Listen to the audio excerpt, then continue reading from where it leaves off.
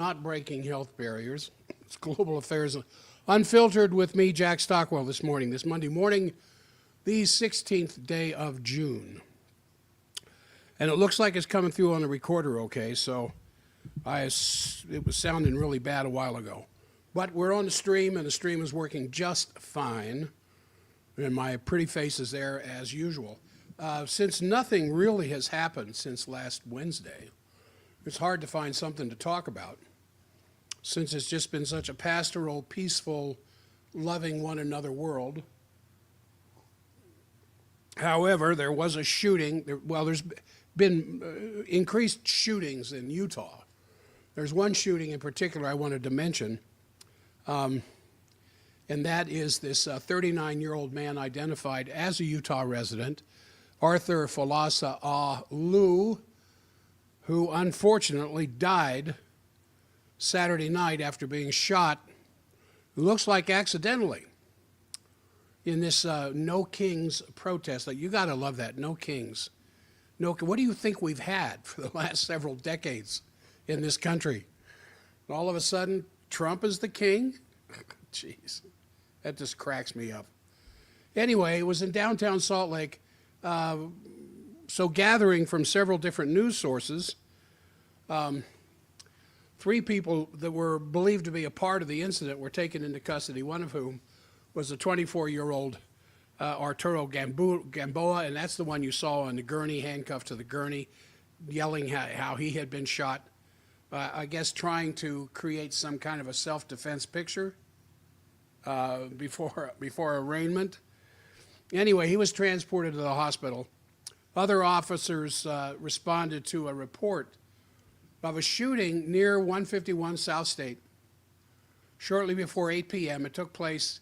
There was about 10,000 people who were marching, which is kind of an interesting number, that there were that many people in Utah when Utah was so gung-ho for Trump. Now there's 10,000 people. I don't know how many of them were Democrats.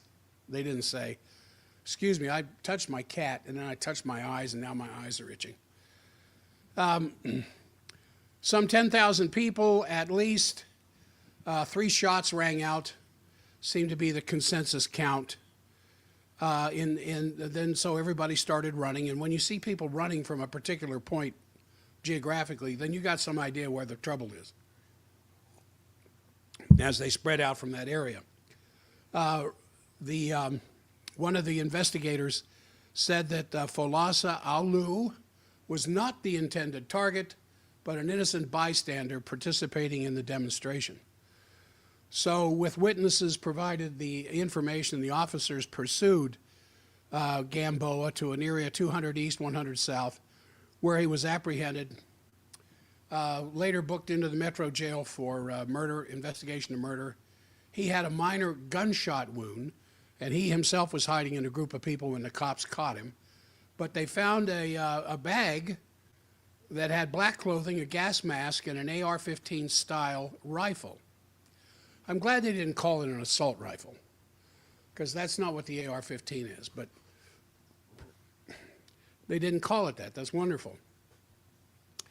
There were 2 other armed individuals wearing high visibility vests who were possibly part of the event's peacekeeping team. They were detained initially. But I'm quoting here from the officer. Based on early witness statements, these men saw Gamboa separate from the crowd during the march, move behind a wall where they noticed him pull out a rifle and began manipulating it.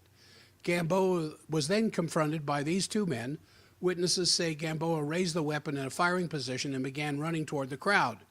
One of the individuals fired 3 rounds, striking Gamboa and tragically striking the man who later died, adding that Gamboa never fired a shot. So it's interesting how he might be arraigned for murder, because it looks like the people who were trying to stop Gamboa ended up shooting Gamboa, but ended up shooting an innocent person. So it says Arthur Gamboa was acting under circumstances evidencing a depraved indifference to human life and knowingly engages in conduct that creates a grave risk of death to another individual. The 2 peacekeepers are not in custody. The one who fired the round that apparently hit Alu says is cooperating with the police. We did not take any actions last night on these two individuals as the investigation is continuing. Now, there's more information on that. You can gather that yourself by searching for it. But I just thought it was kind of interesting that, thank goodness, there was a couple of guys who saw Gamboa with his AR-15 style rifle running toward a crowd of people. And what could have happened. But it got us in the national news. I guess you've seen that, where we became part of the national news. Now we're all kind of sitting back, at least I am, waiting for the United States to be drawn into this back and forth tit-for-tat missile exchange. It's interesting that the Iron Dome has failed and that these missiles are reaching targets in Tel Aviv and other parts of Israel. I've heard of a couple other places that were hit, but mostly it was Tel Aviv that was being hit, and important strategic targets inside of Tel Aviv, as well as, unfortunately, as you have with collateral damage, innocents being killed. But Trump warned Iran late not to retaliate against U.S. bases. He said the U.S. has had nothing to do with the attack on Iran tonight, and that was posted yesterday. A claim which is plainly contradicted by his posts from the morning of June 13th, where he said, if we are attacked in any way, shape, or form by Iran, the full strength and might of the U.S. armed forces will come down on you at levels never seen before. However, we can easily get a deal done between Israel and Iran and end this bloody conflict, as he concluded his June 15th post. A businessman to the core. I wish he was a little more savvy on diplomacy. But later yesterday, he asserted that trade with the U.S. could be a unifying factor in achieving a deal. He said Iran and Israel, should make a deal and will make a deal just like I got India and Pakistan to make. And in that case, by using trade with the United States to bring reason, cohesion, sanity into the talks with these two excellent leaders, blah, blah, blah, blah. Then he also added how he created peace between Serbia and Kosovo, how he mediated peace between Egypt and Ethiopia. In any case, he said, there is peace, at least for now, because of my intervention, and it will stay that way. Then he said, work is underway to achieve peace between Israel and Iran. He said, likewise, we will have peace soon between Israel and Iran. Many calls and meetings are now taking place. I do a lot and never get credit for anything. But that's okay. The people understand. Make the Middle East great again. That's your president talking like that. And while he says he never gets credit, Iran has not been shy about giving Trump credit for being involved in Israel's preemptive attack, because Iran knows that Israel cannot do what they're doing without the help of MI6 and the CIA. And they need those satellite link-up. They need to know through satellite surveillance what the Iranians are doing in response, and they need the GPS satellite coordination for their jets and their missiles to hit the targets they're hitting in Iran, just as the Iranians are using hypersonic ballistics against Israel. I mean, this is way bigger than the evening news is depicting. But the Israeli journalist Barak Ravid, citing two unnamed Israeli officials, reported in Axios yesterday that Israel has asked the Trump administration over the past 48 hours to come and join us in this war with Iraq in order to eliminate its nuclear program, which, by the by, our leader of our national intelligence, Tulsi Gabbard, says they are not building a nuclear weapon. I'll get to that in a few minutes. Just the gross contradiction, because this has nothing to do with Iranian missiles. This whole thing has nothing to do with Iranian ballistics that can carry nukes to America, downtown Little Rock, Arkansas. It has everything to do with disrupting the formation of BRICS, now that Iran has come into the BRICS organization. And this is the West, again, using a proxy country called Israel, as the West has used a proxy country called Ukraine to try to interrupt Russia's involvement with BRICS and interrupt the BRICS thing altogether. Now, Ravid said this in the Axios article yesterday, that Israel lacks the bunker buster bombs, and we know that. Israel lacks the large bomber aircraft that's needed to destroy Iran's Fordow uranium enrichment site, which is built into a mountain and deep underground. We know that. The U.S. has both within flying distance of Iran, but the Trump administration said, and has so far distanced itself from what Israel is doing to date, and argued that it would be illegitimate for Iran to retaliate by striking U.S. targets. And you've heard the threats that President Trump has made about that. He said directly attacking Iran, even if the U.S. involvement is limited to bombing a single site, would pull the U.S. directly into war. However, if Fordow remains operational after the operation ends, Israel will have failed in its goal to eliminate Iran's nuclear program. And last week I was quoting nuclear experts who said there's no way in the world you can stop Iran's nuclear development because it's buried too deep. A good, well-placed, American-made nuke, although Israel has 200 of their own, could probably knock out the power, but that would be restored before long. Ravid also reports that an Israeli official had claimed to him that the U.S. just might join the operation, and that President Trump even suggested he do so if necessary in a recent conversation with Prime Minister Netanyahu. Now, a White House official denied that. On June 13th, a second U.S. official confirmed that Israel has urged the Trump administration to join the war. Just listen to the inanity, the craziness, the utter silliness of this kind of stuff. Come and join us, America. Come and join us. You who have been called the great Satan by the Iranian government, by the supreme leader, by the Iranian Revolutionary Guard, the great Satan. Come and join us and prove that you're the great opposite.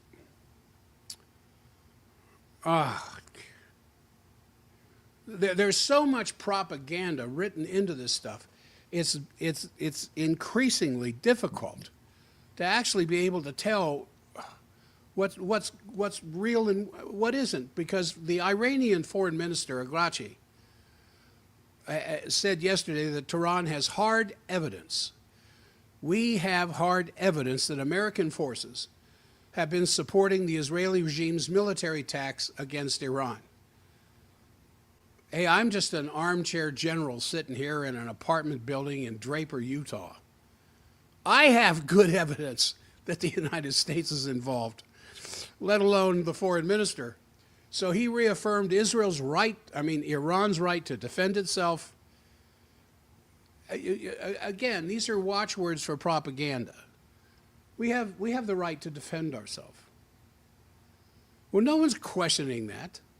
And he said we have the right for a retaliatory response to Israel's attack on us, which has been attacking Iran's nuclear, military, and civilian areas for 3 days now, maybe 4 days now.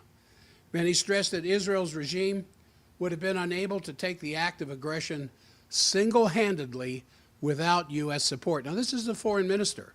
This is the Rubio of Israel. It's the Lavrov of Israel saying, we know damn well. All right, K-Talk has got something going on. Let me mute my mic. We know damn well it couldn't happen without U.S. support. So what is more important than the evidence of President Trump's explicit support for Israel? And the foreign minister said the U.S. is complicit in the Israeli strikes and must be held accountable. Now, Iran is smart enough to not send a nuke or not send any kind of a retaliatory act against any American base. What have we got, 90,000 soldiers over there? Between soldiers, airmen, Marines, seamen, 90,000 of them in the Middle Eastern area. Iran is not so stupid as to actually attack an American base. So if you hear in the next 24 hours, which I predict you will, that an American base, outpost, airplane shot down, missiles into a depot, an attack on a ship in the the Mediterranean Sea, it didn't come from Iran. So at this point, the U.S. State Department has got to come out and absolutely make clear its stances and condemn the Israeli attacks on Iran's nuclear facilities.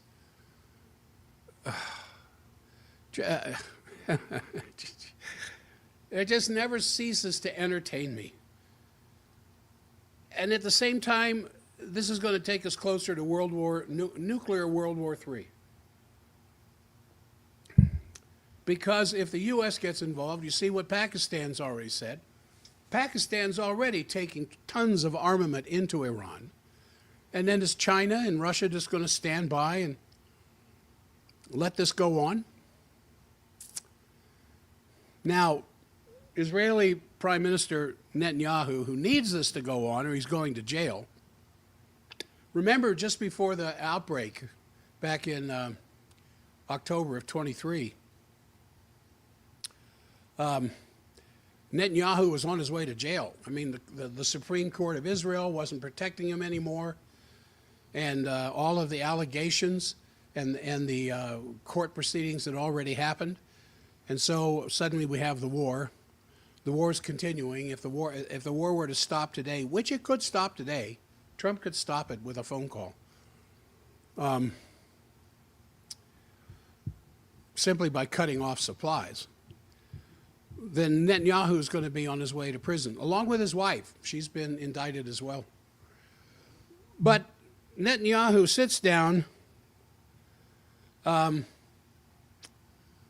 with Bret Baier on Fox News. I guess it was Saturday, I think. And yesterday. Bret Baier's, it was yesterday. And he was asked about the Israeli reports that Iran was close to making a nuclear weapon, which contradicted, bold-faced contradiction of what National Intelligence Tulsi Gabbard told Congress 2 months ago. Tulsi Gabbard said, and I talked about it when it happened, and I've referred to it a few times since, Iran is not currently developing a nuclear weapon. She said, from all the intelligence sources that we have, Iran is not making a nuclear weapon. And so Netanyahu, without going into any details, yesterday with Bret Baier, said that his intelligence is better than Tulsi Gabbard's intelligence. So the generally unruffled Netanyahu, nonplussed when Fox asked about Trump's reported caveat against killing Iran's Supreme Leader Ali Khamenei, refusing to say anything about his private talks with President Trump and speaking only in generalities about the existence of these false reports. So when Fox pressed about whether Israel had been totally coordinated with the U.S. on this occasion with their attacks on Iran and Tehran and Natanz and the other places, he foundered a little bit. There was just, you could see his tempo, and he had to rethink a couple of things. And he just simply said that President Trump would do what was good for the United States and that he will do what's good for Israel. And he would also not indicate when he had told President Trump that Israel was prepared to attack Iran. So Trump says, well, I was surprised. And so that Netanyahu's kind of saying the same thing. So Netanyahu again tried to play the part of protecting Trump against Iran, which he referred more than once in this interview as Trump's enemy. The propaganda is so well written, so well prepared, that Iran is Trump's enemy. Now, one would think after the last few days that it was Israel's enemy.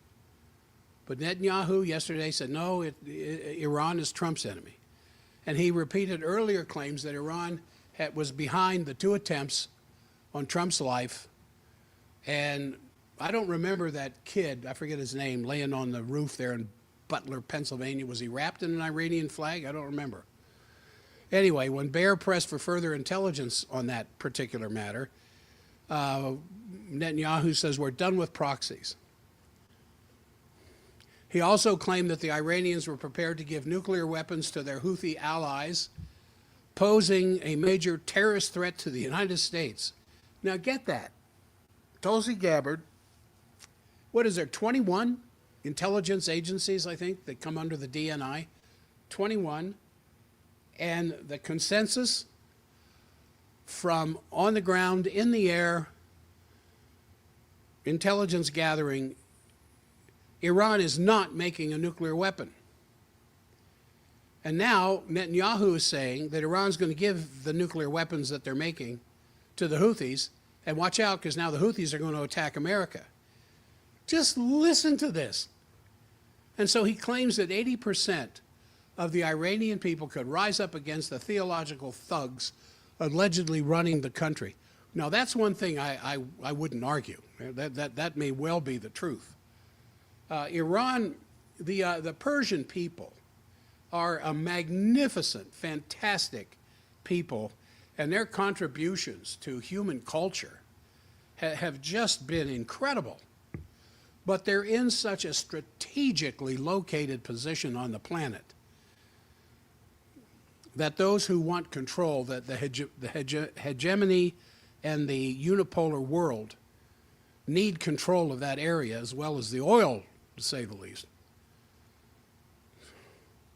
And so anytime you hear this stuff, just never take what you hear at first glance or first hearing as your summation of what's going on. Well, it's just another piece of evidence that's being offered in the whole picture for you to figure out for yourself. And that's the whole purpose of my programming, is to get you to think. And you can't think under a barrage of propaganda unless you know how to recognize propaganda for what it is. And if all you listen to, if you don't listen to any complementary or alternative news sources, you're just getting propaganda. As I said last week, if you don't follow, and this comes from Mark Twain, or a variance of what Mark Twain said. If you don't follow the evening news, you're uninformed. If you do follow the evening news, you're misinformed.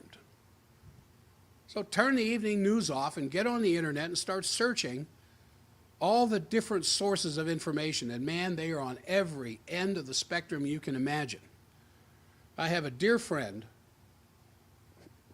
who, as of last week, honestly believes that the Russian army has been destroyed by the Ukrainians, that the Oreshnik missile is just propaganda, doesn't really exist, that the oligarchs are going to push Putin out of office, and the oligarchs are going to try and take over the country to a greater degree than they already have control of the country, that the Russian citizens are under the same horrible situations as the Eastern Germans were under the Stasi, and he honestly believes that.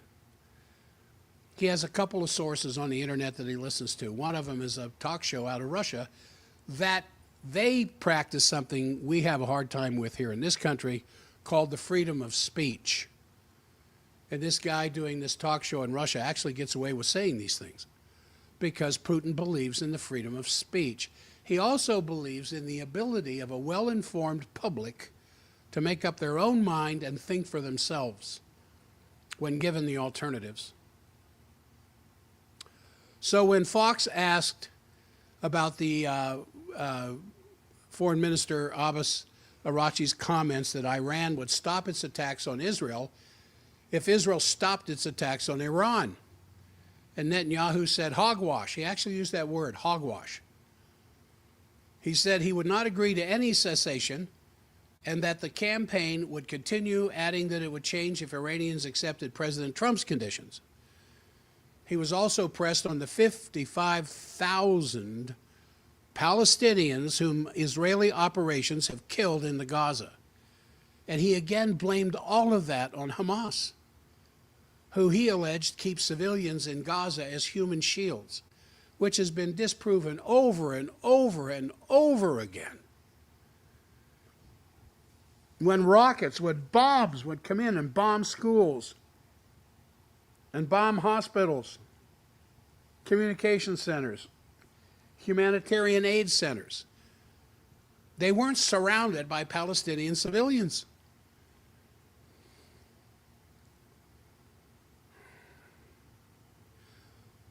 And so when Fox accused the accusation that the Israelis were trying to chase the Palestinians out of Gaza and take it over, Netanyahu said that's all lies.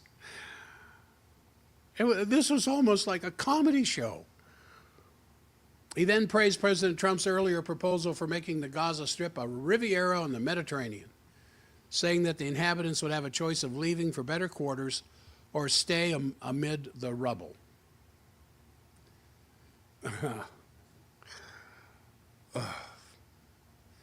A couple of things. I'll get back to some more about that, but I want to bring your attention to something that Harley Schlanger released under the headline, Spotlight Falls on MI6 Role in the Sabotaging Peace in the Ukraine. And Harley said this, and it was good enough I wanted to mention it on the show. Well, like Harley only occasionally says something good enough. Forgive me, Harley. But it's really, really good, so that's why I'm mentioning it. He says this, in the immediate aftermath of the Israeli assault, the confusing and often contradictory comments from President Trump concerning whether he had foreknowledge of Israel's attack or had approved it have again raised the question, was Trump aware of and perhaps supportive of the attack, or was he kept in the dark? And if the latter were true, is there a British-directed coup against Trump, run by the same Anglo-American deep state intelligence network behind the fraudulent Russiagate story? Whether these questions can be answered in time may determine whether the human race can avoid the tragedy of a nuclear Armageddon. All right, now, a couple of things about the No Kings. The demonstrations that were planned for several cities in the U.S. on Saturday were generally carried out in most of the cities, according to the Washington Post, with very little violence. In contrast to the chaos in Los Angeles, the demonstrators had the opportunity to vent their, and I'm quoting from the Washington Post, had the opportunity to vent their various concerns with the state of the nation without mishap. The exceptions were the killings of the legislators in Minnesota prior to the event, and the killing at a demonstration in Salt Lake City. Because of the Minnesota killings, the governor called off the planned demonstration in Minneapolis.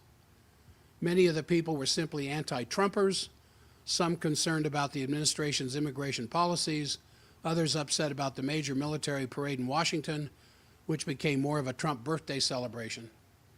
And the largest demonstrations occurred in New York, Philadelphia, Nashville, Atlanta, Houston, and Chicago. All right. Now, as I said earlier, and I'm getting this from several different sources, this attack on Iran is not about nuclear enrichment. That's the battle cry on all the news stations, and how dangerous the position of the American Republic is in if the Iranians, with their intercontinental ballistic missiles, are able to have nuclear weapons. Should remind you of a bunch of BS about Iraq back in 2002 and 2003. So, had Israel's Pearl Harbor attack on Iran,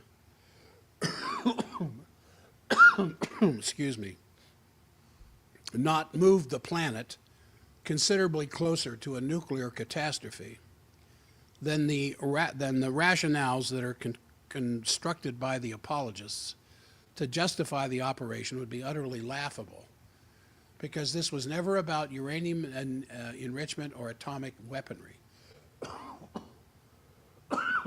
Excuse me. I think my cat slept a little too close to my face last night. So a clear solution to this non-problem was offered by Russia, some Arab states, even Tehran. Now get this kind of makes sense. Excuse me. Set up an enrichment facility outside of Iran. Iran wants enrichment so they can bring their nuclear fuel to a certain grade that can be used in their nuclear power plants for electricity. Excuse me. And so you set up an enrichment facility outside of Iran that could get you to 3 to 5% concentrations of U-235, the fissionable isotope of uranium, which is the level required for peaceful nuclear energy, but nowhere near the 95% that's necessary for a nuclear bomb. Now, of course, the site would be open to constant inspection and verification from all the interested parties. Now, here's somebody making some sense. Now, instead, the Western negotiators are insisting on no enrichment whatsoever, effectively consigning Iran and potentially other countries to a regimen of permanent technological backwardness. And they undoubtedly knew that this would provoke an intransient response, of course. So why take that approach when a workable compromise was at hand?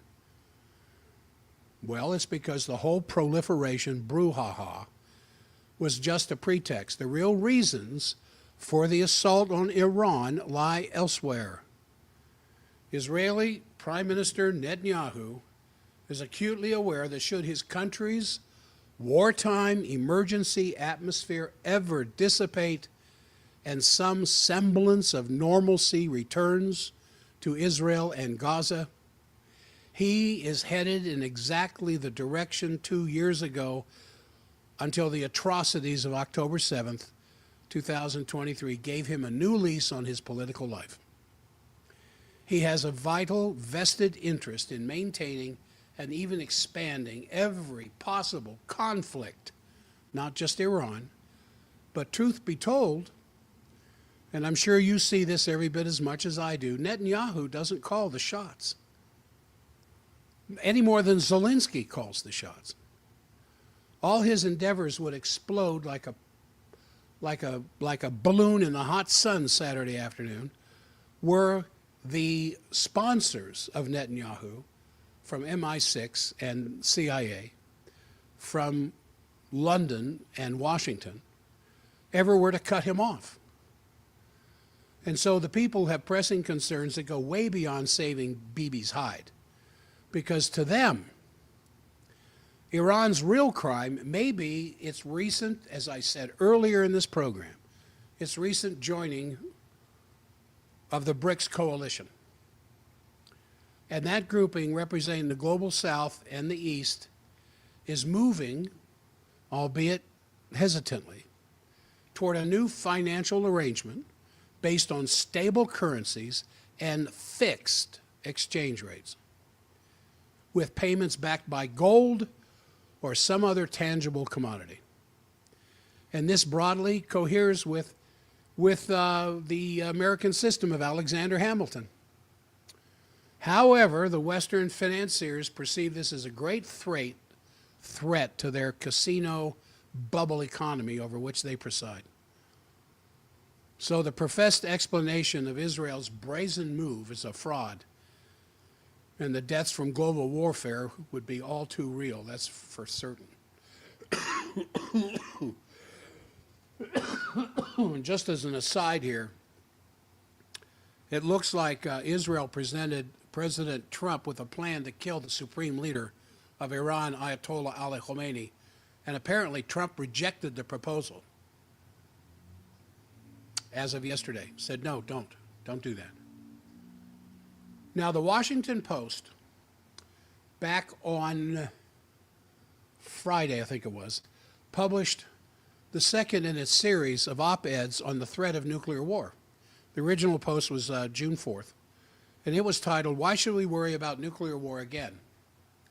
The one that came out Friday was called "How a Nuclear War Could Start." And it's written by a group of people associated with the Federation of American Scientists. And their major aim seems to be to revive the old stalled arms control agreements, in particular the START Treaty between the U.S. and Russia. And while they generally ignored in their op-ed the geopolitical conditions creating the real danger of nuclear war today, which have been a focus for almost 2 years, mind you, the op-ed articles are focused to a large extent on the near misses during the Cold War, when possible miscalculations could have led to nuclear war. And the conclusions they draw are that it's necessary to get back to these START treatment agreements on nuclear arms, particularly between major powers. Now, Colonel McGregor, one of my heroes and one of my sources for information, whose name is absolutely eschewed inside the Beltway. But he says the day of reckoning may finally be here for Netanyahu. He said Iran was caught off guard, but Iran recovered more quickly from its Pearl Harbor moment than Israel expected. So McGregor said this Saturday. He said, in less than 18 hours after Israel's surprise attack, Iran responded firing hundreds of ballistic missiles, including hypersonic missiles, into central Tel Aviv and across Israel. Now, you remember the last time this happened, a few months ago, and you were watching the night coverage, and you could see the anti-ballistic missiles being launched by Israel, catching many of the drones and missiles coming in from Iran before they ever hit the ground. If you were watching it like I was last night and the night before, man, missile after missile after missile hit because of the collapse of the Iron Dome. And so the Iranians, when they send in hundreds of these things, send in drones first. Why? To extinguish the anti-ballistic Iron Dome defenses. So that when there's nothing left, then they send in the heavier, more expensive, precision-guided hypersonic ballistics to hit their designated targets. And as you watch the night sky, you see the missile after missile after missile coming through, and you hardly see anything being launched in the direction of the incoming missiles. So McGregor says, meanwhile, Israel's Iron Dome failed. Israeli intelligence failed. And now Netanyahu is pleading with Washington to intervene with American military power to rescue Israel from certain defeat. A defeat Netanyahu crafted with encouragement from Washington. At the same time, McGregor continues, at the same time, Russia, China, Pakistan, and most of the Muslim world are rallying to Iran's defense. Supplies, equipment, and technical assistance are pouring into Iran. But it may also be a moment of truth for Americans. McGregor says it's time for a reality check. Washington burned through $12 trillion in the Middle East since 2003. Result, 7,000 dead Americans, 50,000 wounded, open borders, and 100,000 Americans dying yearly from fentanyl poisoning.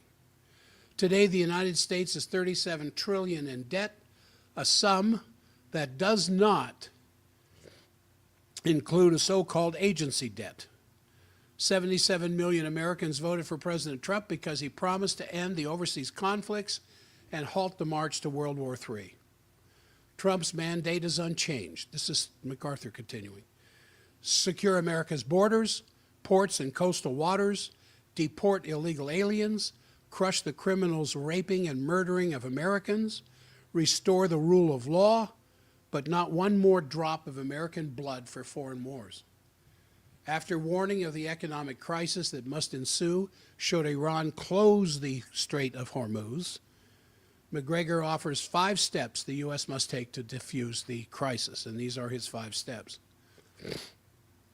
Number 1, ask for an emergency UN Security Council meeting. Ask for an immediate ceasefire, making it clear that Washington opposes the destruction of Iran, Israel, and any other state in the Middle East. 2, demand that Israel stop killing the Palestinians in Gaza and withdraw its forces from Gaza and the West Bank. 3, suspend all military aid to Israel until Israel agrees to remove its troops from Gaza and permit humanitarian assistance to reach the people of Gaza. Number 4, propose the commitment of armed forces from non-aligned nations to police Gaza and the West Bank. 5, propose that the United States, Russia, China, India, and Brazil convene a peace conference to arbitrate the dispute between Israel, Iran, and Israel's neighbors. He said, I led American soldiers under fire into action. I've seen plenty of flag-draped coffins. I don't want to see any more. Washington's warmongers have had 22 years and they failed, and they've lied. Wow, McGregor. He said they profited while America bled. Time's up. America first means America first, not Israel first, not Ukraine first, not NATO first. America first. Thank you, Colonel McGregor. I've got some stuff on the UK's involvement in the war, but I'm going to skip over that. I got some stuff here on how Iran's strike surprised a lot of the Israeli leaders. They actually were surprised. Many of the members of the Knesset and bureaucratic offices throughout Israel were absolutely shocked that Iran could do what Iran did and has been doing as of last night. They believe the propaganda. All right, now I've got more here on the foreign minister, Rachi. He says, we are ready for any agreement aimed at preventing Iran from acquiring nuclear weapons. But if the goal of the agreement is to deprive Iran of its nuclear rights, then we're not ready for such an agreement. Yeah. So Associated Press published this satellite imagery yesterday showing major damage to the above-ground structures at Natanz, at the enrichment plant at Natanz. But it doesn't appear from the images that below-ground enrichment halls had any apparent damage, though they likely are without electricity. Now, the Associated Press says this. The Israeli Defense Forces also claimed it hit the Isfahan nuclear facility in central Iran, a building used for producing metallic uranium and enriching uranium. The IDF admitted that the facility was not completely destroyed, but the strike is expected to set back its activity for several years. That's reported by Haaretz. Now, the Middle East Spectator, and this is what I mean about doing your research and looking through alternative news sources. The Middle East Spectator posted a satellite imagery from Maxar that showed no damage at the Fordow nor at the heavy water reactor at Arak. So the Iranians also reported attacks on the defense ministry in Tehran. The IDF aircraft attacked the command headquarters at Iran's defense ministry and the Organization of Defensive Research and Innovations in northern Tehran. An administrative building of the command headquarters of the defense ministry also sustained minor damages in the strike.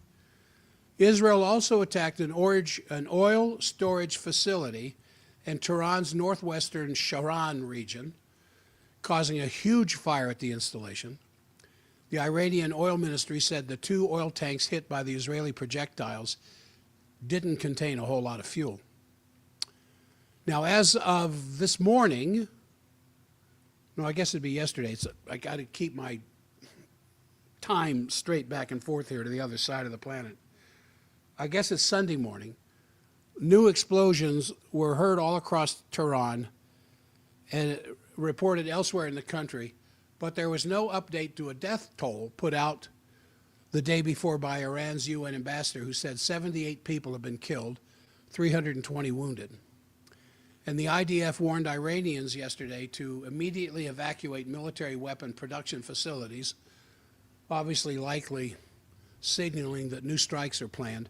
You know, in the back of my head, when I'm reading these reports, and I'm quoting from a lot of different sources here, as that is what I do for my radio show, lots of different sources.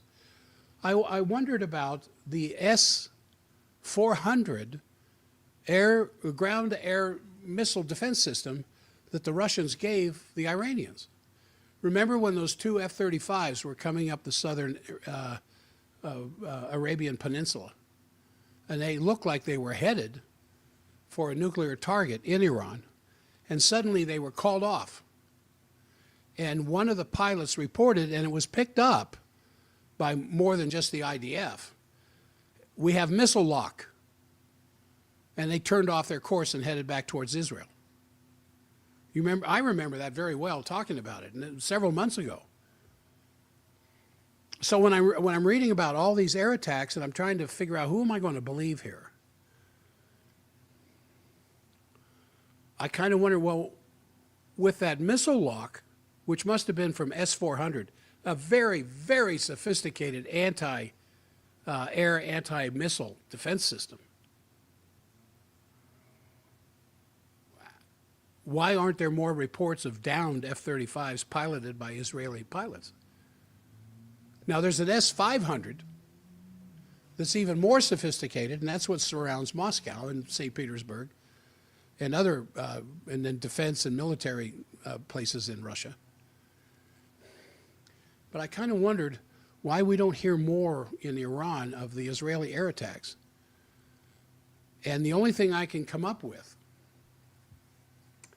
is because of the sophistication of geopositioning with the GPS system, the satellites, and U.S. and British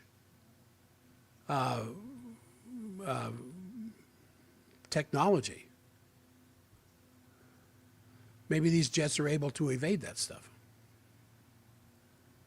Well, at least 10 people in Israel were killed with the Iranian strikes overnight, which seems, you know, these numbers seem so odd to me.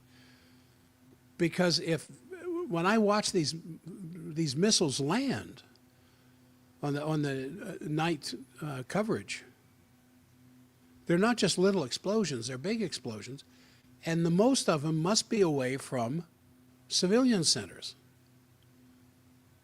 Because just one of these hitting a civilian center would have killed more than 10 people.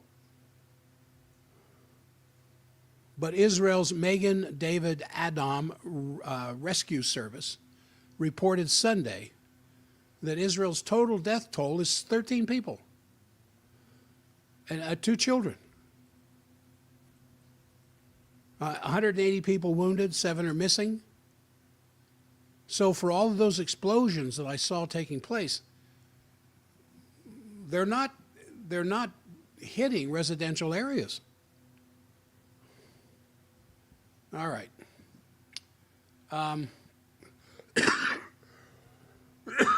Oh, excuse me. I want to go on here. We're coming up to the top of the hour. We're going to be going to break here in a moment at K-Talk. But I'm not getting any reports of bad transmission. It looks like everything's coming through okay. So,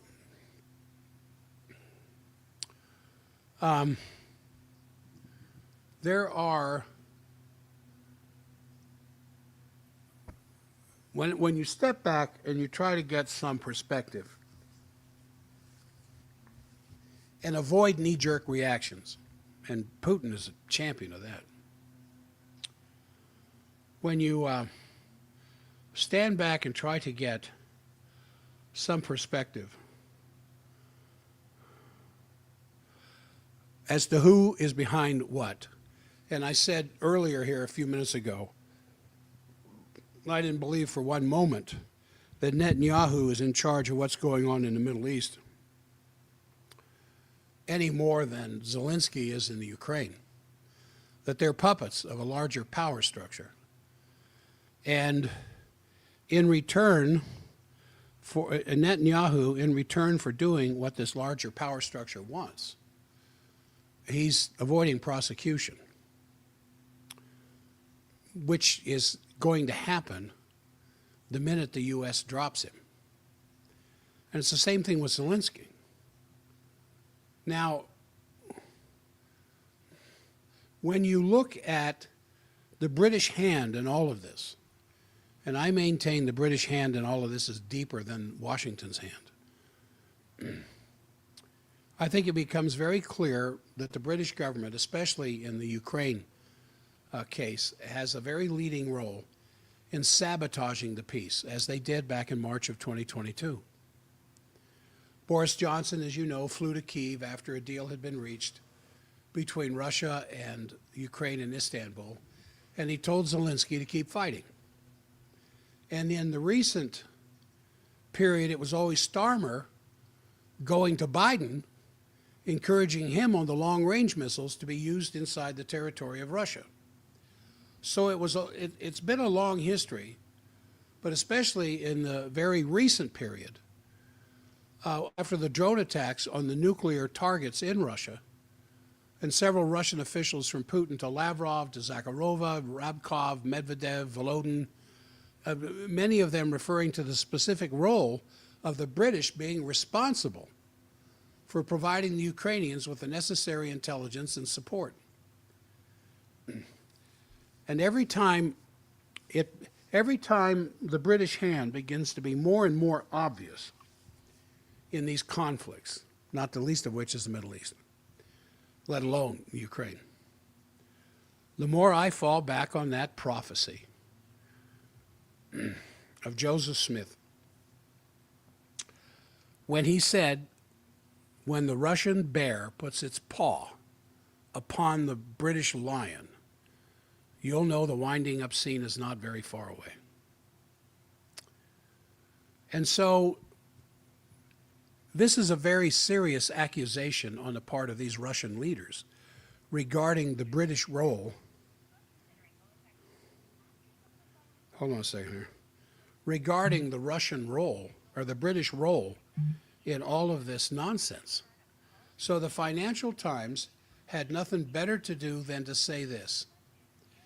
No, the Ukrainians were capable all by themselves to do this. They are now the leading force in drone fighting because of their experience on the battlefield. So there was no involvement on the side of the British. Now, I think we need to investigate this internationally very solidly, because before Friday, the 13th, the day Israel attacked Iran, and until the last evening, I believe that the hottest situation was the one between Ukraine and Russia, which very much because of this attack on the nuclear triad of Russia a couple of weeks ago, which, of course, was a sacred law in the Cold War. You don't do that. Of all the stuff you do not attack the nuclear triad. The triad being missiles, submarines, and ground, tactical nukes. And so the Financial Times said the Ukrainians can't do this. There's no involvement on the side of the British. They actually came out and said that. Now, you know, like I said, you don't do that because of the danger of triggering a nuclear war. And I think that in all international law, preparing for a war of aggression is outlawed. And the argument that Russia committed an unprovoked war of aggression is still being debated by a lot of people, especially American scholars, from Mearsheimer to Jeffrey Sachs to Alistair Crook. I could make a long list of people who've provided evidence that that story unprovoked aggression on the part of the Russians simply doesn't hold water. And if it's the case that there is a government investigation of what could easily lead to a nuclear war, and therefore the subsequent annihilation of the human species, does not require an independent commission of experts trying to put that story together? I mean, trying to establish that the British have this role, isn't that the time to raise the issue and to find out? I mean, the other countries of the coalition of the willing, do they want to follow that example? France, Germany, Poland, the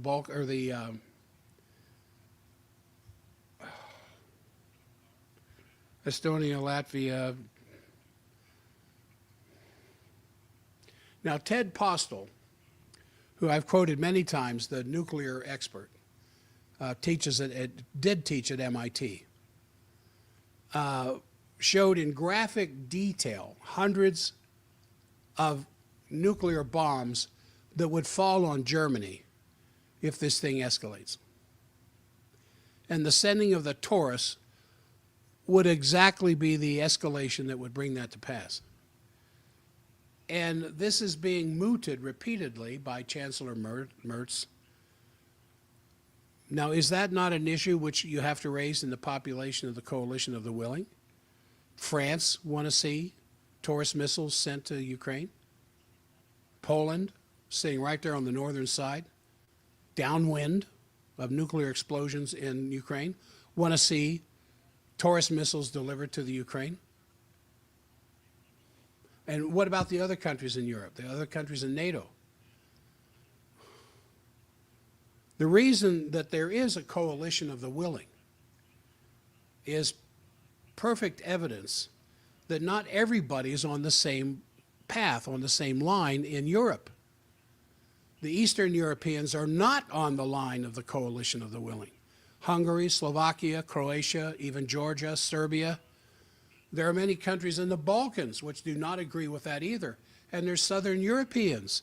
Portugal, Spain, Italy are clearly not on the coalition of the willing's path.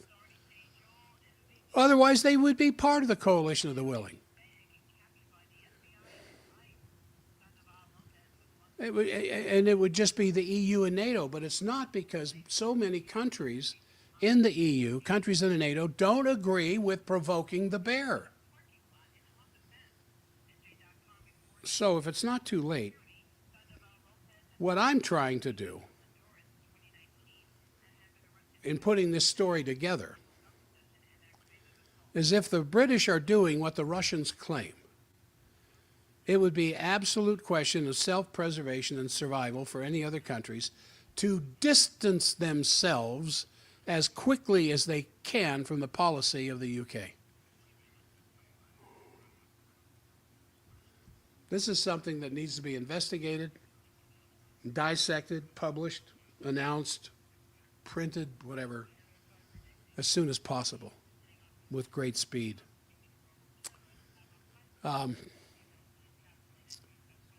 I had some stuff here on Pope Leo's comments yesterday. I might be able to get to them before the show's over.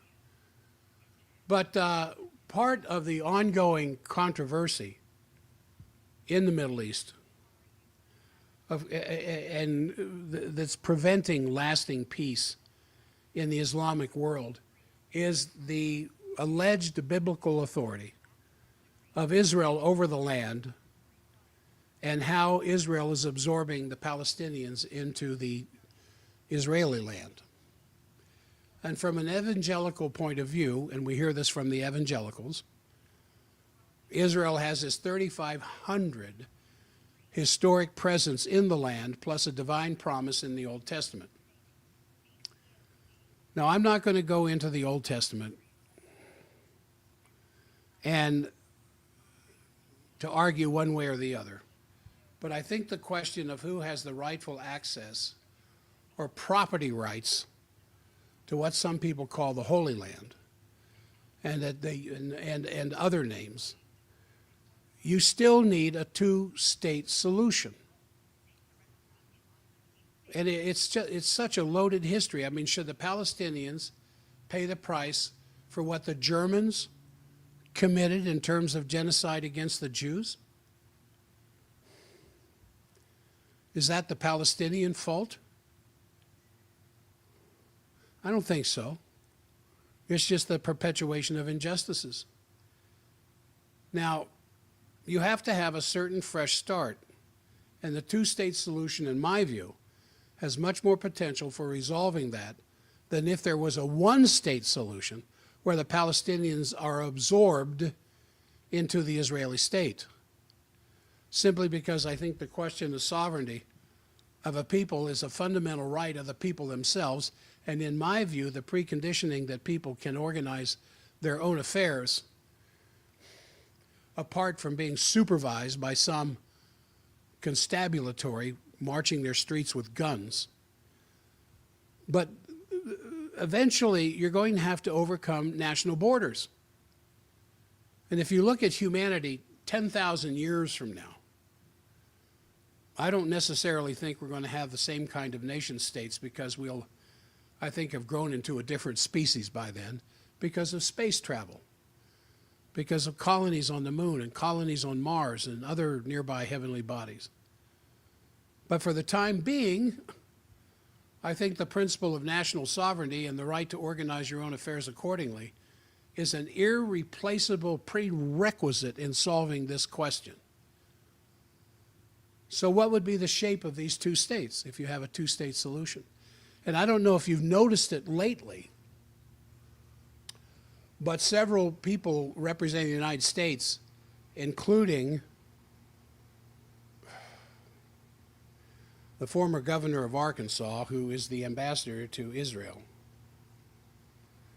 I don't even want to mention his name, says the U.S. no longer supports the two-state solution, just one state. But what would be the shape? I mean, if you look at it now, it's a very thin strip of places where people can live, where they can have access to water. And the management of this water has been a big source of this war.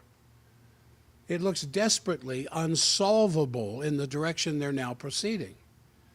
But if you take the approach of the Oasis Plan, you know, the countries of the West agree to take the Belt and Road Initiative by China through the Middle East.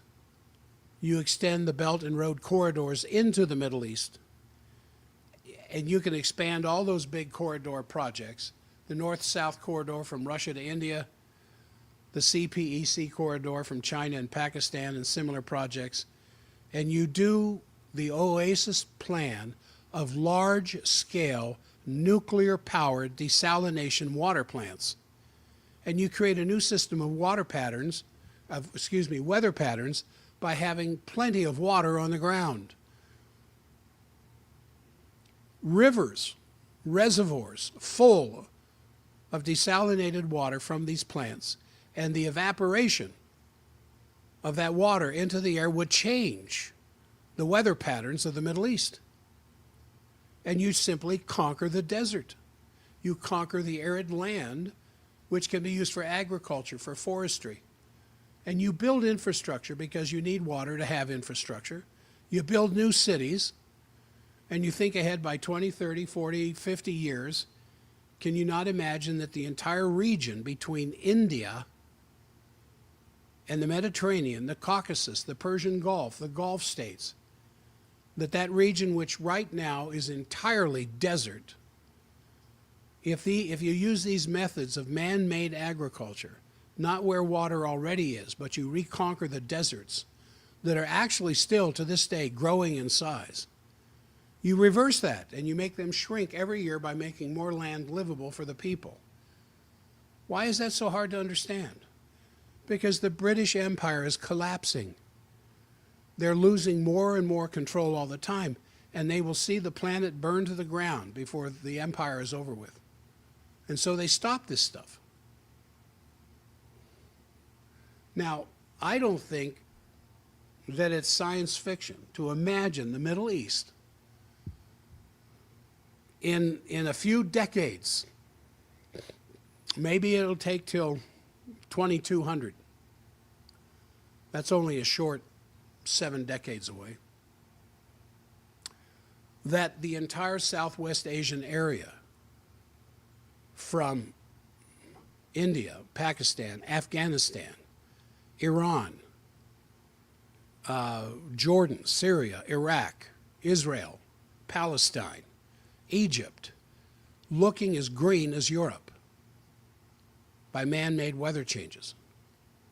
I believe that's completely possible, which would completely change the conditions what these people are living in. And if you want to solve this horrendous, day-by-day, nuclear-threatening situation, you have to have completely different conditions for these people to live in. And I can only hope by the time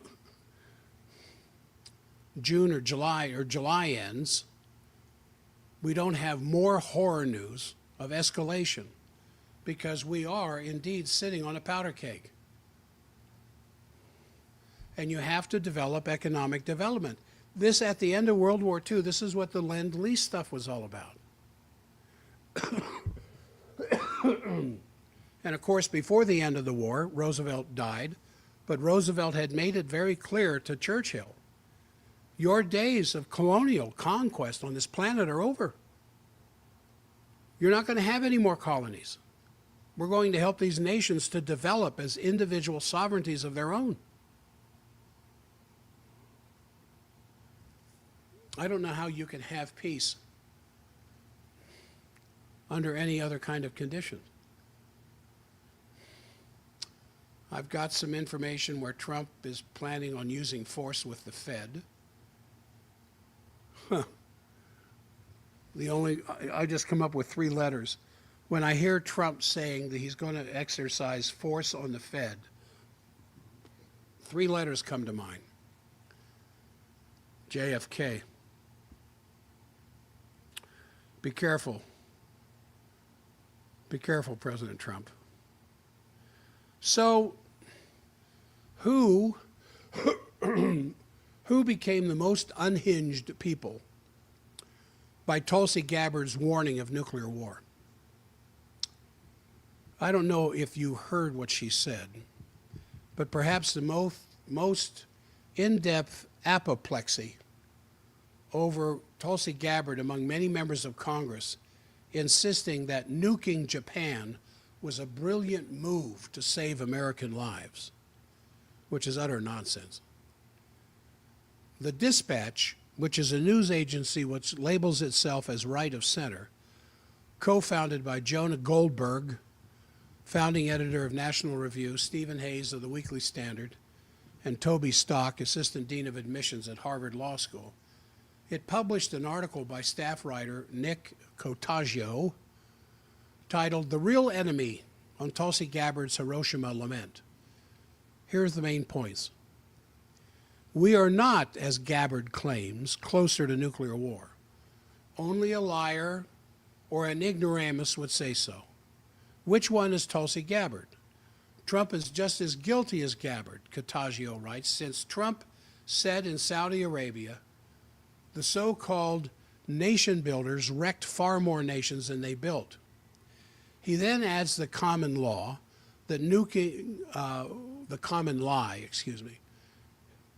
Trump says the common lie that nuking Japan was necessary to help end the Second World War. Japan's surrender after Nagasaki's averted bloodbath would have produced millions of casualties. But of course, the primary point is the demonization of Russia and China and Iran and other liberal nations. And I'm quoting from the article. Trump and Gabbard have strategic reasons to signal regret. They want to ally the United States with illiberal nations, and part of their effort to shape public opinion is to encourage Americans to second-guess previous uses of military force against these regimes. So let's nuke Russia, or Iran, or China. Russian, not American warmongering is the greatest risk to peace, and Gabbard should acknowledge that if she weren't a long-standing useful idiot, he writes. Just wanted you to know what the other side was saying. Now, an interesting line in Cotaggio's attack, he goes after Tucker Carlson. And he says this: there's a power struggle happening between the scenes right now between doves like Tucker and hawks like radio host Mark Levin, as the president weighs whether to support an Israeli attack on Iran's nuclear program. His conclusion: Tulsi's Hiroshima video may be just the latest reminder that this is surely the most ill-informed administration the United States has ever had. Whether by choice or by disposition, this is the most aggressively ignorant government we've ever elected, and it's getting stupider by the day. MAGA has no quarrel with Chinese totalitarianism. How could it? It's a Maoist movement itself. Wow. I debated whether I wanted to read that, but I think it's important to hear that stuff, because that's what the other side is saying. Now I've got a little bit more here that I wanted to get into. But I've got this, it's about 3 minutes long. And it's Tulsi Gabbard. I don't know if you saw the video. It's very short, but it's. I'm just going to quote a small clip out of this. But if you go to YouTube and you search Tulsi Gabbard on her visit to Hiroshima, which was just a week ago, and she said this, and this is what spawned that article I just got through reading by these obviously unilateral Western American hegemony thinking people. She said this: a singular nuclear bomb. Now, let me just tell you, K-Talk's going to go to news. I'm going to have to cut my microphone off. If you go to youtube.com/Global Affairs Unfiltered, you can pick up a much better broadcast than the radio and see what's going on and not be interrupted by these commercials. Well, she said this: a nuclear bomb dropped in 1945, 80 years ago, and it's hard for me to find the words to express what I saw, the stories that I heard, the haunting sadness that still remains. This is an experience that stays with me forever. This attack obliterated the city, killed over 300,000 people, many dying instantly while others died from severe burns, injuries, radiation sickness, and the cancer that set in the following months and years. Nagasaki suffered the same fate. Homes, schools, families, all gone in a flash. The survivors, the hibakushka, they carried the pain of extreme burns, radiation sickness, and loss for decades. Survivors of this attack were asked to put in paintings and drawings their own memories and how they felt and what they saw, and those paintings and the sufferings that they conveyed, the pain and the sense of loss, were almost more powerful than the photos themselves. Yet this one bomb that caused so much destruction in Hiroshima was tiny compared to today's nuclear bombs. The bomb that was dropped on Hiroshima had a yield of just 15 kilotons of TNT, whereas today's nuclear warheads range in size from 100 kilotons to over 1 megaton. A singular nuclear weapon today could kill millions in just minutes. Just one of these nuclear bombs would vaporize everything at its core: people, buildings, life itself. The shock wave would crush structures miles away, killing and maiming countless people. And then comes the fallout. Radioactive poison spreading through the air, water, and soil, condemning survivors to agonizing deaths or long life suffering. lifelong suffering. A nuclear winter could follow, with smoke and ash completely blocking the sun, plunging the world into darkness and cold, killing crops and starving billions. Acid rain would scar the earth, wiping out entire ecosystems. This is why I constantly promote the use of prolamine iodine plus. I take 3 a day. I want my thyroid gland absolutely saturated with thyroxine. Iodine 131, the bad isotope from nuclear explosions, has a way of congregating inside the thyroid, leading to thyroid cancer. And so when we've had threats of nuclear annihilation in years past on my radio show, I always was promoting prolamine iodine plus, at least 3 a day. Just little brown pills, but they're food-based. And being food-based, the body readily accepts and absorbs this form of iodine. There's a lot of forms of iodine out there that aren't nearly as strong as they should be, and they're too metallic. When you wrap iodine up with a protein structure, the body sucks it up like a dry sponge does water. So as I said, I take three of these a day. But back to what she's saying.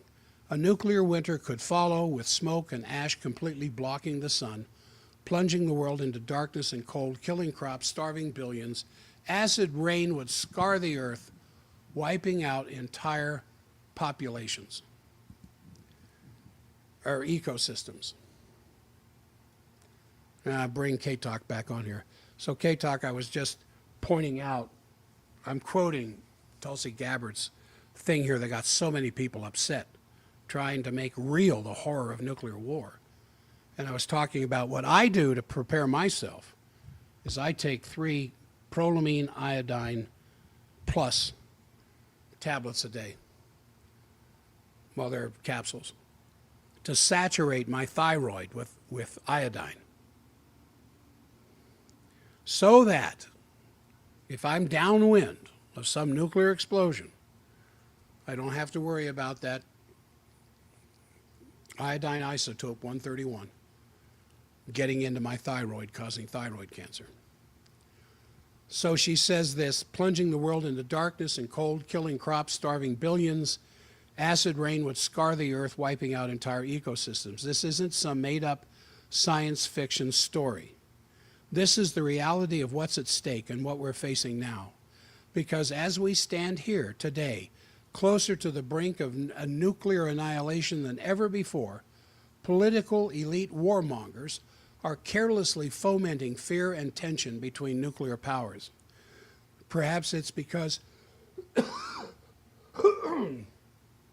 they're confident that they will have access to nuclear shelters for themselves and for their families that regular people won't have access to. So it's up to us, the people, to stand up and demand an end to this madness. We must reject this path to nuclear war and work toward a world where no one has to live in fear of a nuclear holocaust. Now, that article I was quoting to you there a few minutes before this was written because of this. And you know what their excuse of Tulsi Gabbard's position was? She's ignorant and unprepared to be the Director of National Intelligence. She doesn't know what she's talking about. Don't listen to that stuff as we get more and more defense spending money to build more and more nuclear missiles. Don't listen to her. Now, I think the fact that Tulsi Gabbard, in her position as Director of National Intelligence, put out such a video, I think, while I don't know at this point, yet the background or the circumstances other than that she apparently did travel to Hiroshima, I think probably reflects something we don't know yet. Maybe some discussion that's going on in higher circles right now. It is quite possible, very probable in fact, that this video would not have been released without the knowledge of President Trump. And again, I don't know if it was blacked out on K-Talk, but I am referring to this video You can go to YouTube, Tulsi Gabbard on her visit to Hiroshima. I think it's worth watching. But I think it's very probable that this video would never have been released without the permission of President Trump. And given the fact that at the end of the Biden administration, according to credible leaks, the Pentagon was convinced, absolutely convinced, and I remember reporting on this, that the possibility that it would come to an end to an exchange of nuclear weapons if long-range missiles were given to the Ukrainians for delivery deep into the territory of Russia, that there was a 50% estimate at that time by the Pentagon that this would lead to nuclear war. And they accepted it.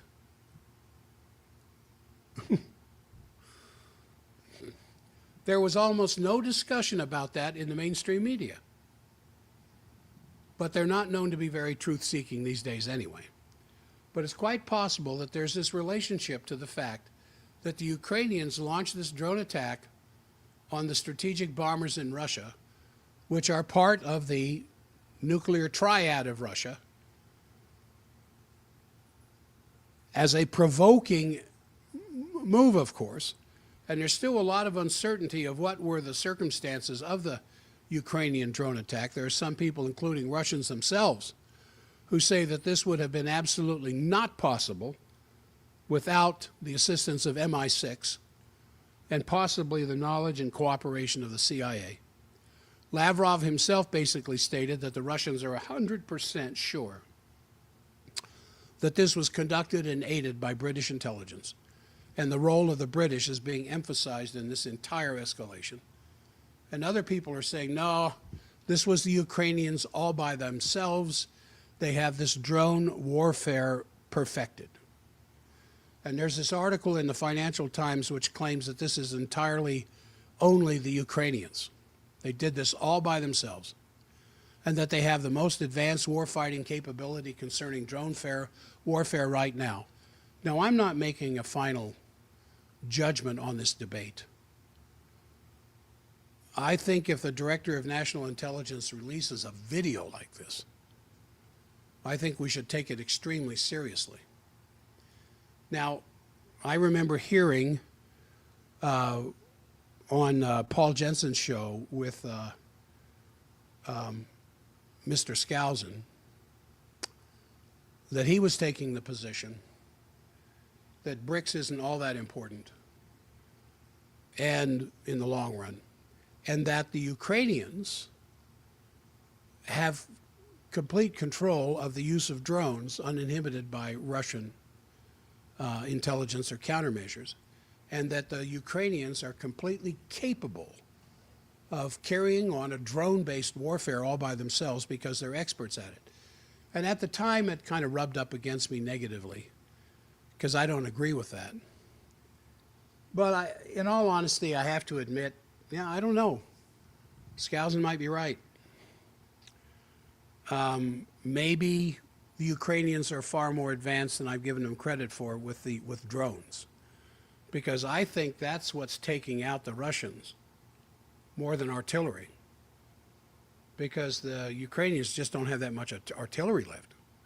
And that's why the Russians are advancing kilometers a day now towards the Dnieper. But I personally extremely welcome the fact that Tulsi Gabbard put out this statement about the reality of nuclear war, because most people, especially in this country, are worse than just sleepwalking. And especially members of Congress seem absolutely indifferent to the escalation of this danger. And there are warmongers in the West, there's no question about that. Not just in the visage of Lindsey Graham or Richard Blumenthal, but others of that ilk. So I fully agree with Tulsi Gabbard's conclusion that it does require the people to send an unmistakable message to their leaders, who are, after all, only employees of us, of the people, and we are the sovereign, and that this warning should be spread as widely as possible. So I suggest you take a look at that video and then send to your congressman, there's 4 of them here in the state, and to both senators, Curtis and Lee, your absolute, abject, determined position to stop any further escalation of nuclear war. Now, Sergei Lavrov and a number of Russian commentators keep pointing their fingers at the UK and the role of the British through MI6 in something called Project Alchemy, which is the role of the British, who are trying desperately to stop the normalization of relations with Russia. Now, there's a lot of, just from the president himself, President Trump, a lot of confusing and contradictory signals. Just last week, Trump announced that he apparently concluded a deal with China, that everything is now fine. Well, we're back on track, and everything is fine. China is going to export their rare earths to us, and vice versa, and the Chinese students can once again now study at American universities, and so that's a positive sign. But then there's reports that President Trump also was on the phone with Netanyahu and basically told him that he is not going to have a nuclear or any strike against Iran, and that the whole issue has to be settled peacefully.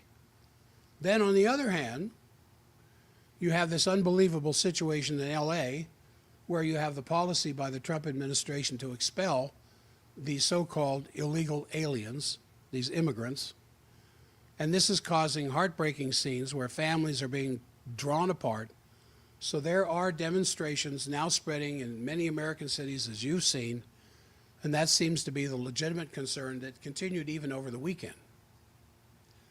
Then you have the provocateurs among them who are creating violent acts and who are getting into struggles with the police force and the National Guard, and Trump has deployed the National Guard, and Marines have been sent. And then Trump made a speech at some military camp where he used the language, which I'm not happy with. I don't even want to repeat it here in terms of how he characterized these demonstrators. But I think President Trump normally, I still keep being convinced of it, he definitely wants to normalize relations with Russia.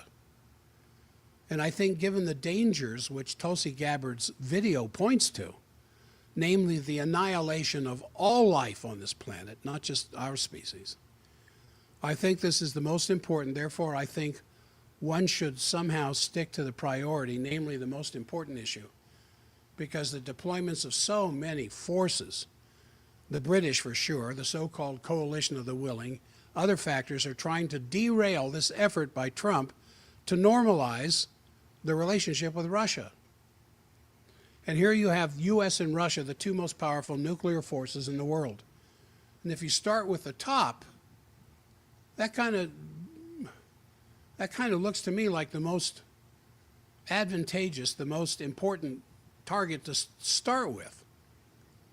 So does that mean one should approve of everything else? Well, absolutely not.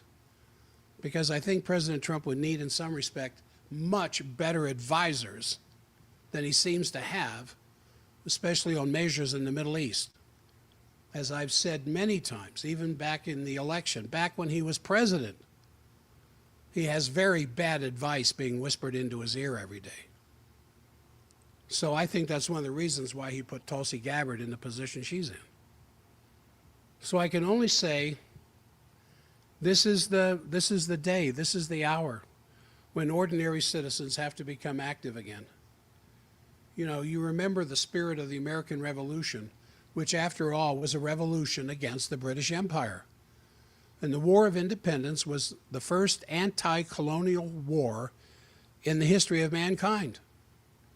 And the more Americans now, you know, shortly here before the 250th anniversary, would think back and revive the spirit, not of just the American Republic, but of the American Revolution, I think that would be the most important. And since the American Revolution wasn't just an American local affair, it was an international project in which humanists and Republican forces from Europe and elsewhere, but especially from Europe, basically decided to make the American project the first true republic in the world.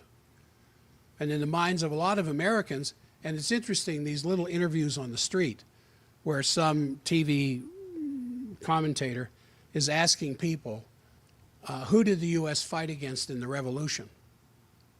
And you get some pretty stupid answers. Oh, Germans. I don't want to go in that area too far. I want to bring this back around to what is really going on here between America and Britain.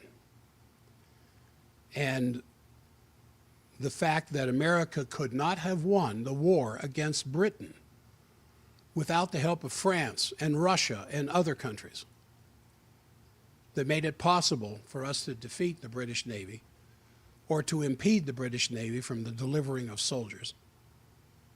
And then just one miraculous confrontation after another on the land, from the Carolinas to the Canadian border and into Canada, in fact. Part of the revolution was fought in Canada. And now what happens to America today is not just America's business.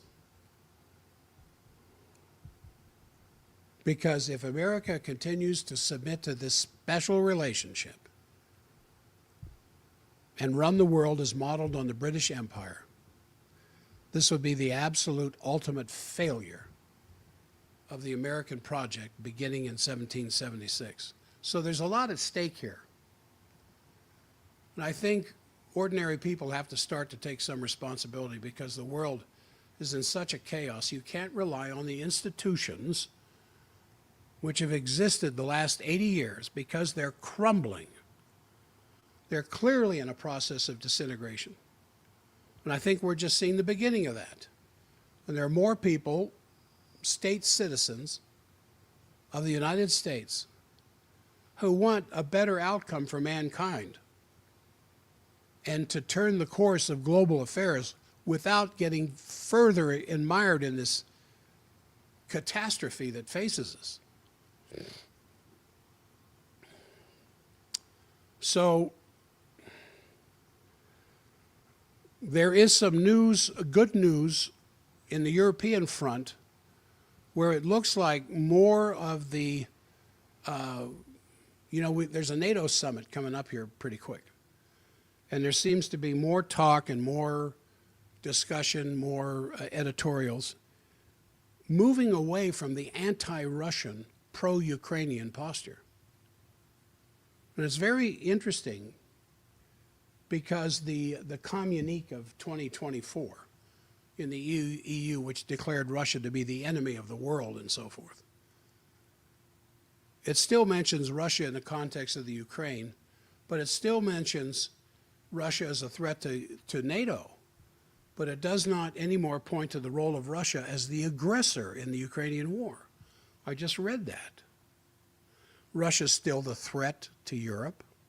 Russia has imperialist designs, but it did not say anymore that Russia was the aggressor in this conflict. Now, I think it's clearly a reflection that there is a deep rift between the Europeans who call themselves the War Alliance or the Coalition of the Willing. And it's not all of Europe for sure. It's not all of the European Union or NATO for that matter. Because a large part of these two institutions do not agree with that. And there's a rift that's beginning to develop. And there's more and more discussion in some of these countries of the role of MI6 and CIA in preparing for war with Russia going back to 2014.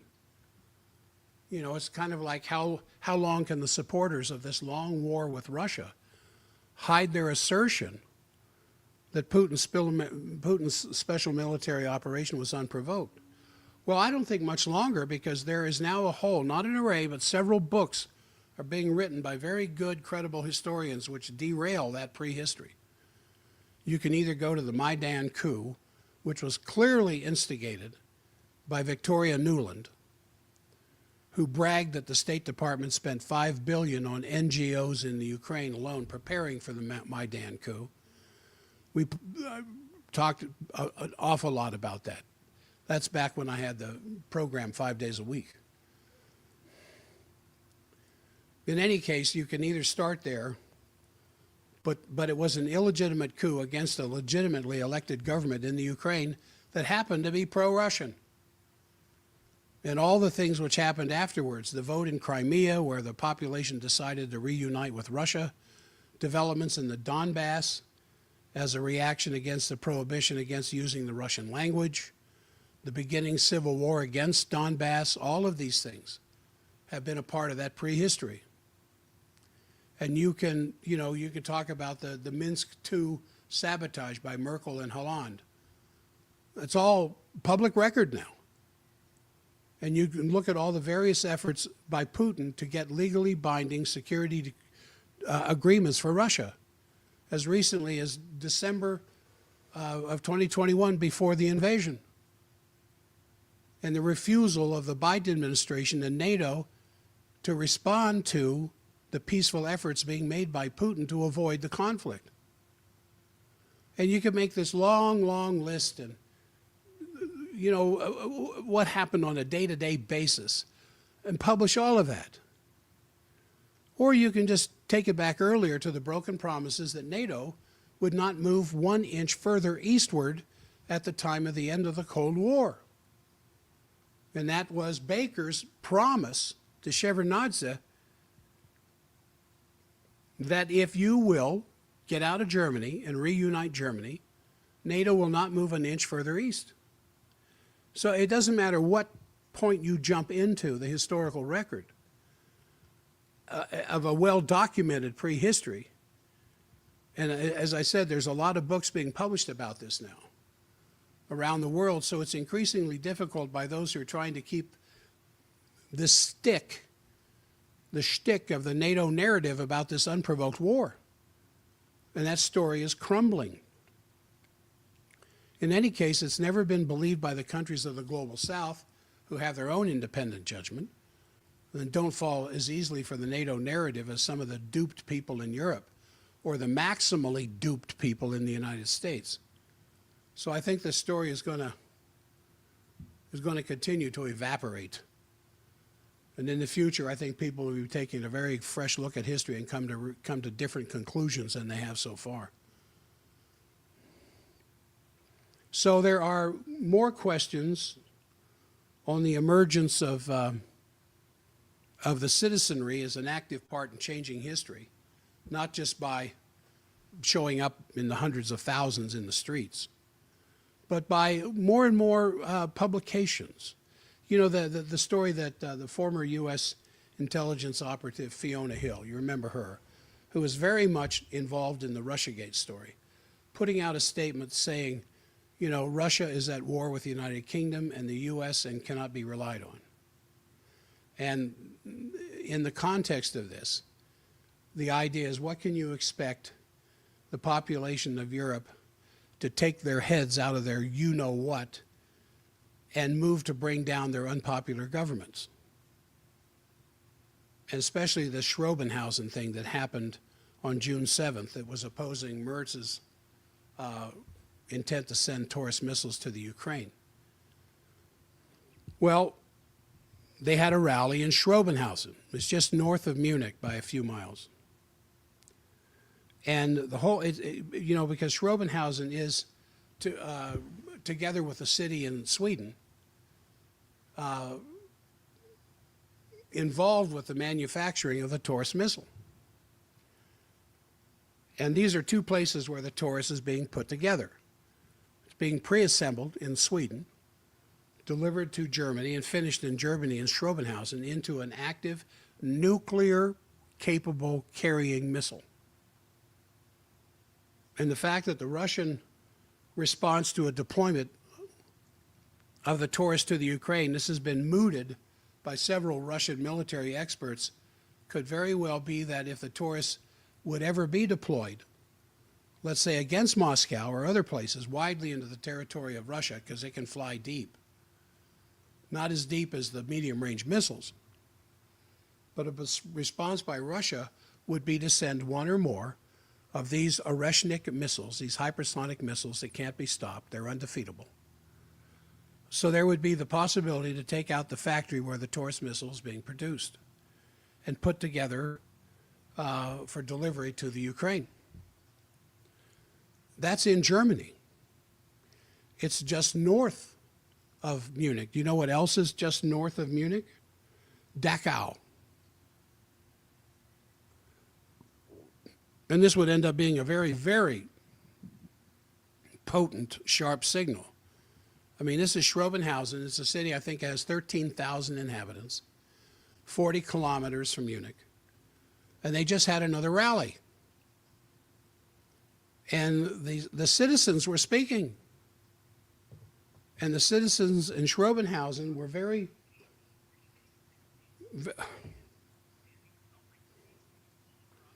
very much aware that the Russians know where Schrobenhausen is. And the Russians know that that's where the missiles are being finalized. And so they had a rally there.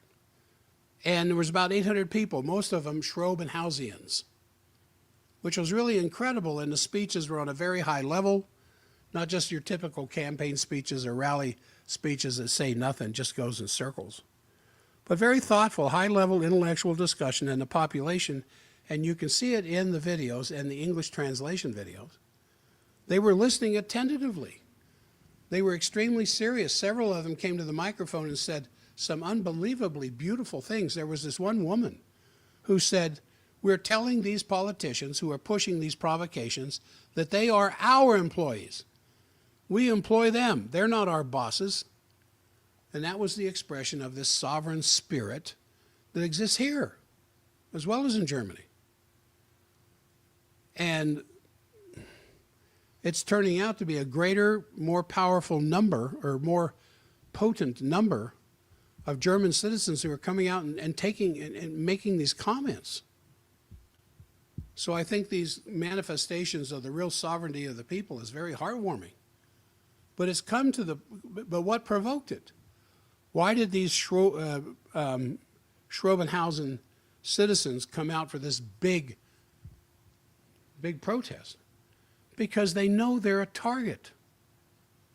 And they've seen the power of the Oreshnik when it hit Rheinmetall in the Donbass Oblast. Now,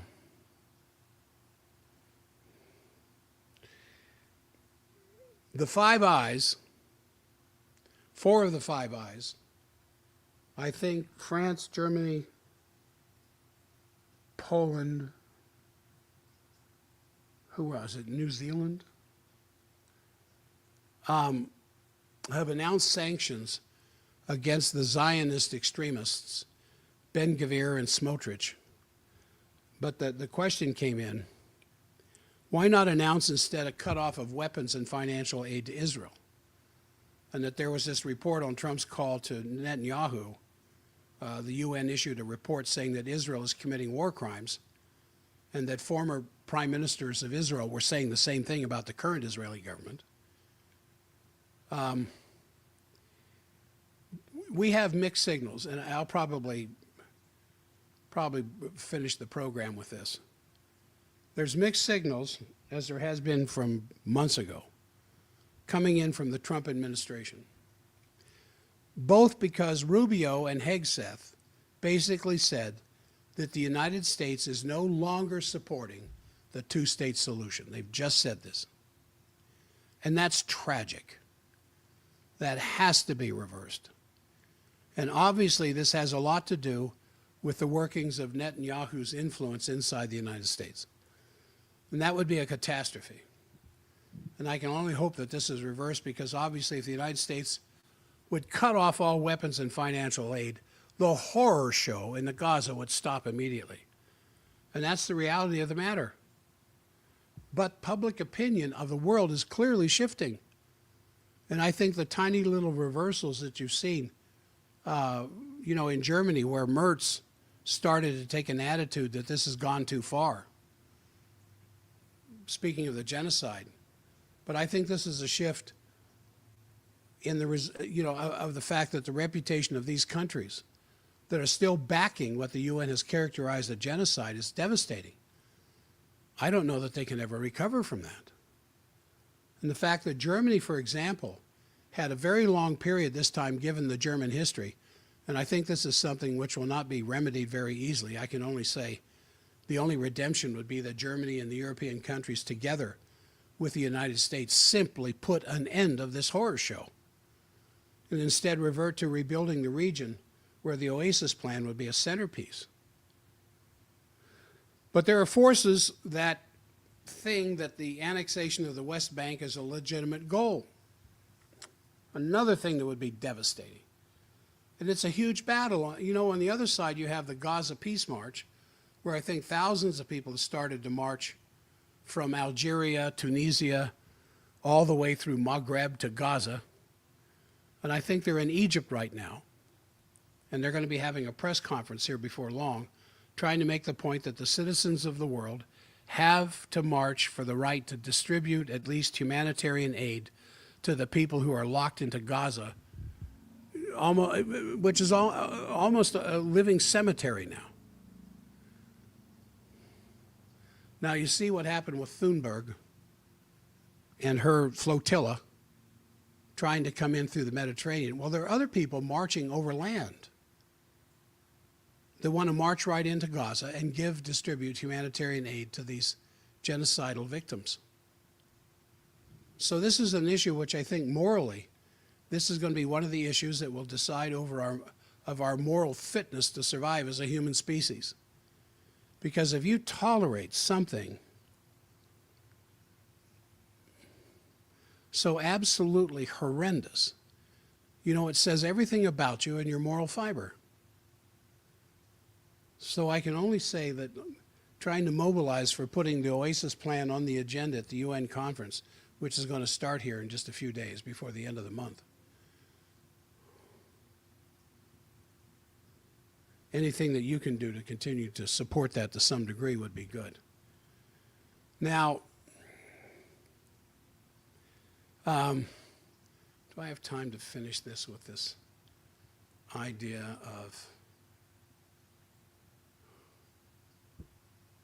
of what BRICS is doing?